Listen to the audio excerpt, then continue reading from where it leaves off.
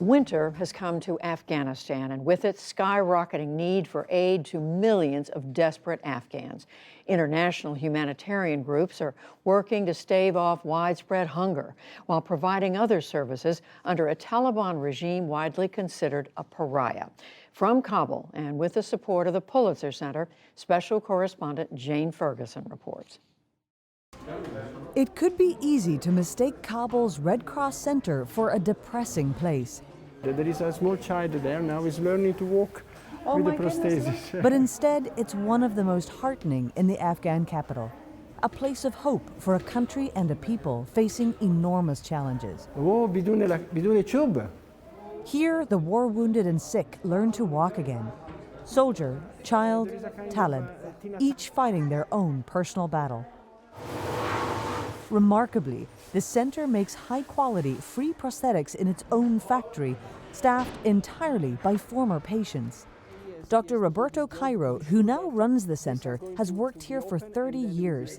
In that time, he has helped countless disabled Afghans live better lives. There is a moment when they fit the prosthesis the first time. It's a very difficult moment because they understand that they have a hope to be able to walk again, and they will, but not in the same way. It's hard, it's tough, and some people, especially those with double amputation, sometimes they give up. Not 6-year-old Haibatullah. It has been only 6 months since the war stole his right leg, and today marks the boy's first day walking without crutches. Finding his balance on the new prosthetic takes practice, but his father is always there for him. Abdullah Khan says Haibatullah was playing in the street when shrapnel hit him. I was at work and got a call to tell me he was injured. When I came home, he was in the hospital and very seriously injured. He was playing at the front of the house. For a parent in a country with no safety net, the fear felt for a disabled child's future can be crushing. Organizations that can help in the absence of the state here are a lifeline. This place is very important. It's good we can bring him here because now he will be able to walk and rely on himself. If this wasn't here, he could have been disabled his whole life, having to stay at home. Dr. Cairo is the longest-serving international aid worker in Afghanistan. The new Taliban government is the 5th regime to have come to power in his time here. He's undeterred, and when the fighters swept into town, he was here, continuing his work. The humanitarian organization, they have to stay, they have to work. If they leave, who stays? Yet, he is to some extent the exception. When the government collapsed and the Taliban seized power in August, aid agencies and international aid workers largely left the country. The Taliban has attacked, kidnapped, and killed both Afghan and international aid workers throughout the war, rarely respecting their impartiality and non-combatant status. For the charities still working on the ground, securing the safety of their staff is still a major concern. They need the Taliban's cooperation to be able to work in the country, something the World Food Programme's country director Mary McGroarty says is so far happening. What's it like working with the Taliban? They're not a homogenous group. I mean, we have to engage with them. We need access to the people in need. It's, based on the humanitarian principles of impartiality, neutrality, operational independence, and of course, humanity. They have to deal with us. We have to deal with them if we want to reach the people in need, and that's really our main goal. I mean, they are giving us access. They are facilitating the access, but we're only 2.5 months into our new reality of what Afghanistan is, so we're not sure how it's going to go going forward. The Taliban insists it is allowing the equitable distribution of aid and welcomes international organizations helping alleviate hunger. We are in touch with international NGOs. We attracted their assistance, and lots of aid has arrived, and it is being distributed transparently. While 14 million Afghans face famine as a result of the economic collapse, a major issue impeding support for them are sanctions against the Taliban. They are still considered a terrorist group by most governments around the world. Sending them money to distribute would not only break the sanctions, but help the group consolidate power.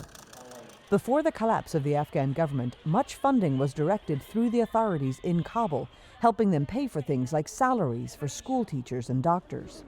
But international aid to the government of Afghanistan, now controlled by the Taliban, is developmental aid. Humanitarian aid is separate. Agencies like the World Food Programme stress that their food and money goes directly to the people, bypassing authorities. The humanitarian financial pipeline is very different from the on-budget support. The humanitarian funding comes directly to organisations like WFP, FAO, UNICEF. So we work directly with the communities. We work with a whole host of NGOs to get aid directly out to the people, like these people here, and we don't go through the authorities. And I think it's important for the international community to remember that you can support the humanitarian effort, which must come now, independently of the politics. Sending the money could also end up sacrificing a vital source of leverage over the Taliban to pressure them into softening some of the most repressive elements of their rule. Girls over 14 are not able to access education fully, and protests or any dissent is harshly put down. But the WFP says the 14 million people right now who need emergency food to prevent widespread starvation could rise to 22 million in the next few months.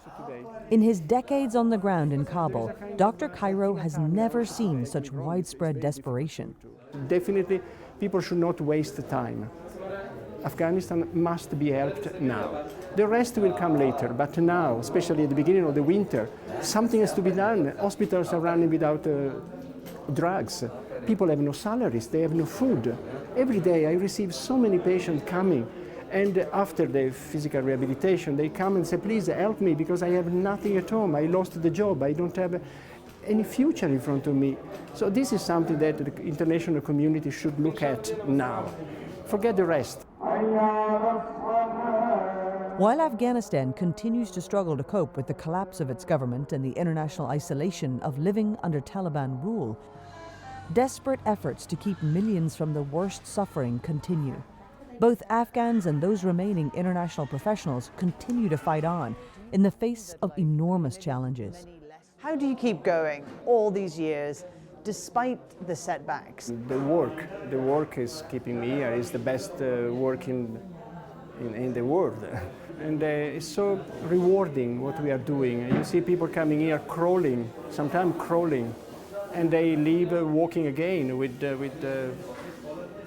dignity. Afghanistan has been embraced, occupied, and then abandoned by the wider world before. This time, its people find themselves struggling to survive the collapse of US-led efforts there. While the humanitarian crisis grows and the world struggles to decide how to react, time is running out. For the PBS NewsHour, I'm Jane Ferguson in Kabul, Afghanistan.